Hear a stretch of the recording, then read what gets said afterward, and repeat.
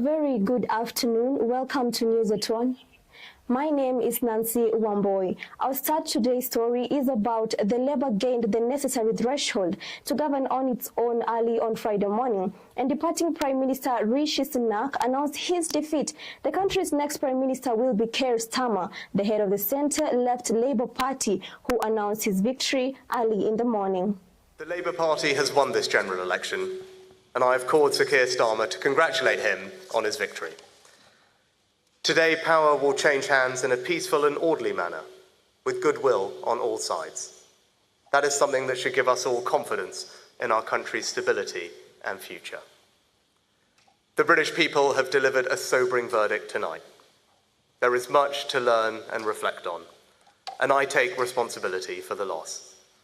To the many good, hard-working Conservative candidates who lost tonight, despite their tireless efforts, their local records of delivery, and their dedication to their communities, I am sorry. I will now head down to London, where I will say more about tonight's result before I leave the job of Prime Minister, to which I have given my all. I will then return here, to my family's home, and I look forward to spending more time with you all in the weeks, months, and years ahead. Thank you.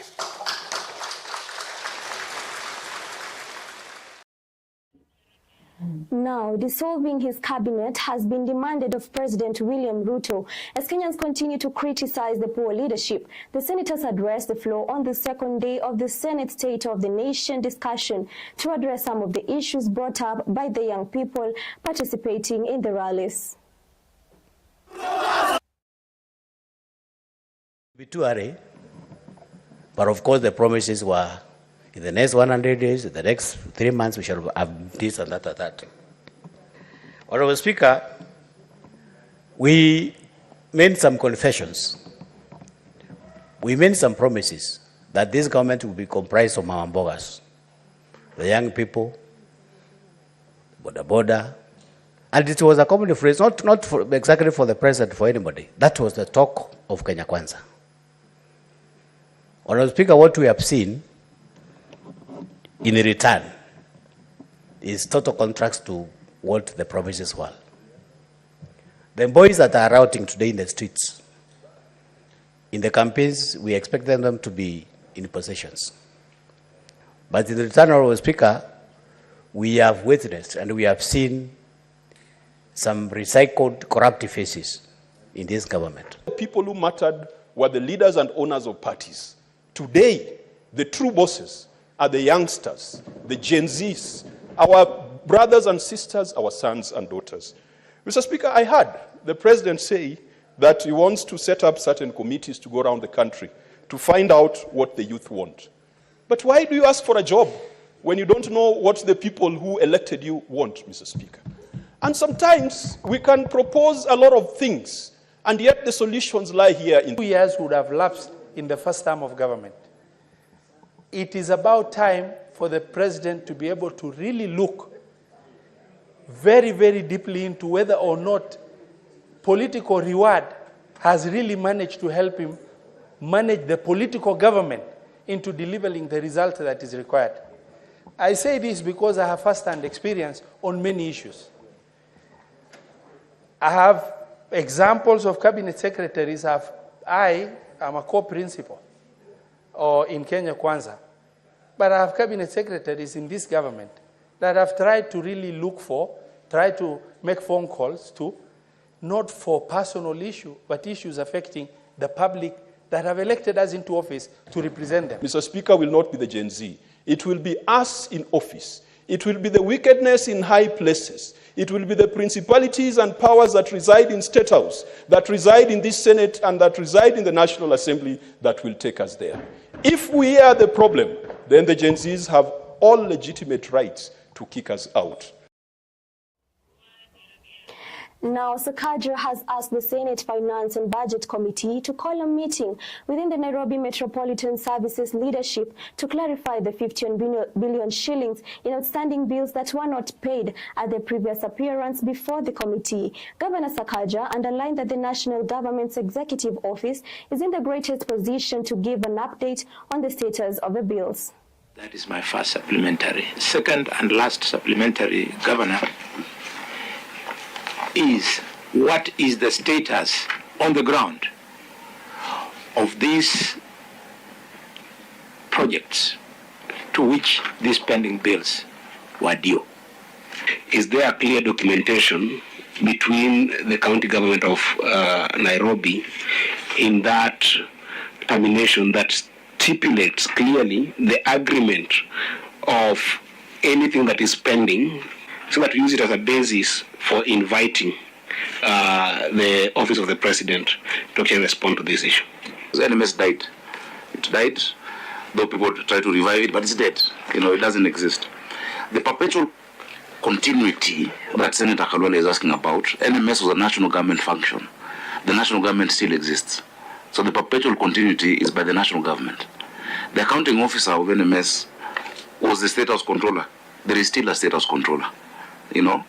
And so the responsibility for those liabilities rests with that office that still exists. It hasn't disappeared. You are not getting the government to give you the support because there are too many people who have a vested interest on how the garbage is going to be collected in Nairobi. And that is the challenge of God. And I think we need to start talking about these things. Contractors and suppliers are not being paid. The county is still in the same mess. Apart from pending bill, we still have waste within the city. Senators and MPs push for businesses to be paid, contractors to be paid, lawyers to be paid. You know, I will not mention names because that is not why I'm here. But there always is that pressure. This week I've been telling people, because they're panicking at the close of the financial year, that the 4.3 billion shillings you're spending imeja. If the governor has made an allegation against a member of your committee of being conflicted in a matter, you as chairman must rule on that position. You cannot wish it away. And in this week of truth in the Senate, we will not allow you, chairman, to get away with this. We will not allow it.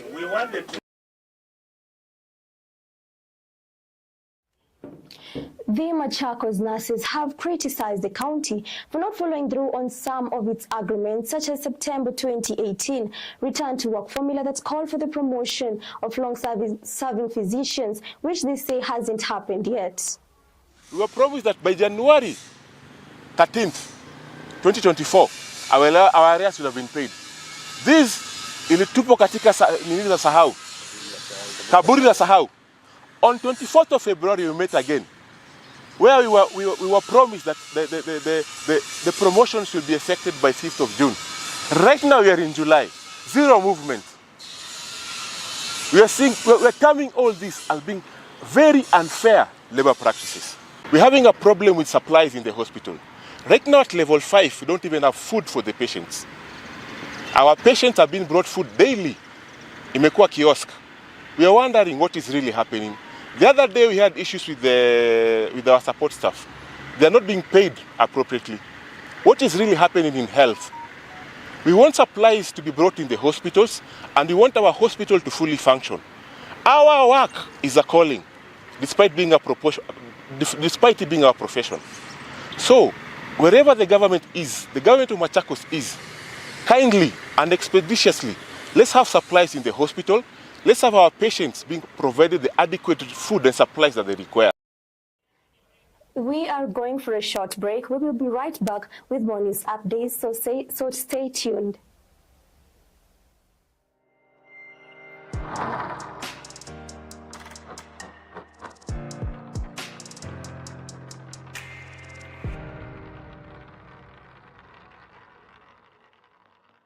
Je, wewe ni mfanyabiashara katika sekta ya elimu, afya bora, usafiri ama unamiliki kampuni yoyote ile? Ungependa kupata fursa ya kutangaza biashara yako ili kuwafikia wateja zaidi? Usikonde. Runinga ya Younib inakupa fursa ya kupeperusha matangazo kuhusu bidhaa na huduma unazotoa kwa bei nafuu. Kwa maelezo zaidi, wasiliana nasi kupitia nambari za simu 0750344700 ama kupitia barua pepe marketing@younibtv.com. Jinyakulie leo. Younib TV, ever the best. You know what, good folks? This is the Coffee Talk, and I, one and only the grandpa. How do you merge motherhood with all this? At what point do you get time with your daughter? I have to say, motherhood is bittersweet. Welcome to the Younib TV. Thank you, sir. Thank you, Mr. Sage himself. Nini unaweza angalia useme ulifanya impact moja, let's say Kangeni, kama ni hapo Parklands, nakumbuka kuna time tuliekanga show moja ikajaa. And today in our coffee talk, as we enjoy our cup of coffee and unwinding the evening, there is a difference between being a cheater and a liar. Yeah. What's the difference? Well, the difference, there is a thin line between a cheater and a liar. Very good, people. This has been the Coffee Talk Show with the Grandpa. And you know what, good people? Life has solutions. It's only that we do not speak. And if we do, we fear. We have solutions. But sometimes when we get these solutions are distorted. Keep it here at Coffee Talk, where the conversation starts and never ends. Join me every Sunday from 5 to 6 p.m. for great conversation here at the Coffee Talk. Younib TV. I want the best.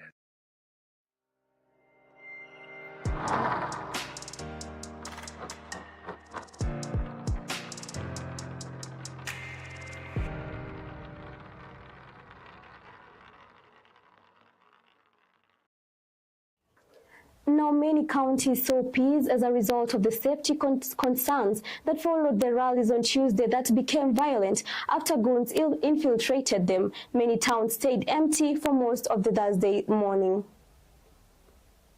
This because we did not know that they will come. Now they are here. Let us put down whatever we have to defend ourselves. Madam here has assured me that security today, we can rely on them.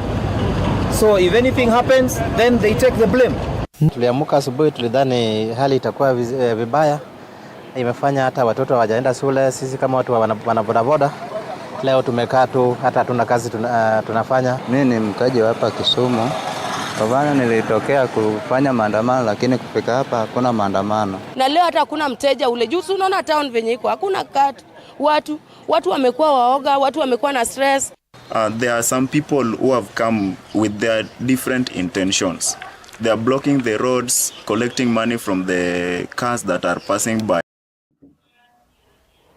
A free eye clinic serves over 700 people in Mandera's Lafi constituencies. Mohamed Abdikair, the local MP, coordinated the camp in collaboration with the medical and educational aid to Kenya.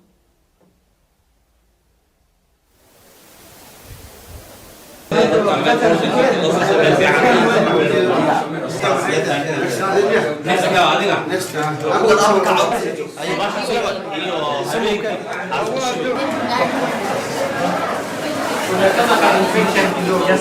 from Medical and Educational Aid to Kenya. I have a team of doctors with me, and together we are here to serve the community for their eyes. We are here totally for the next 7 days to look after your eyes. By the way, this is an opportunity simply because people are traveling from miles to get treatment, going to Elwak, Mandera General Hospital, other facilities. But today, this one is a great opportunity that these people can get, and it is only concentrating on eye treatment. Doctors who have come with us today to offer services to our people, the great people of Lafay, and as my friend has said, we welcome. We also appealing to the other sub-counties within Mandera County who will be taking these services. We welcome them because we know our doctors have given us opportunity for 7 days. 7 days, sio siku ndogo, so tunasema asante sana.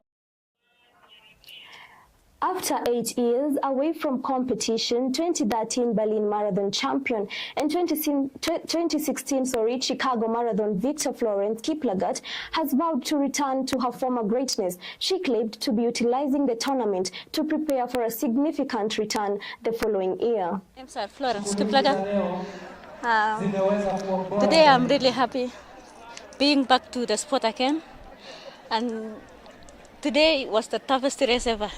For me, it was like hell But I'm really happy because I've just finished. Yeah, for sure, I'm really happy because I wanted to test myself. For example, if I need to have a race outside the country, then my body will be there for the next races because I can't start direct. That's why I just saw Kapsawar. I saw it somewhere they are posting. Then I say, let me go and test. But I'm really happy. I have been lazy at home for 2 years.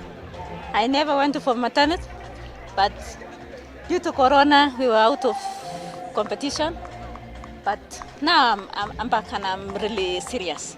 Yeah, I just went for 2 races, but I didn't perform very well. It was so poor. Then Someone's watching.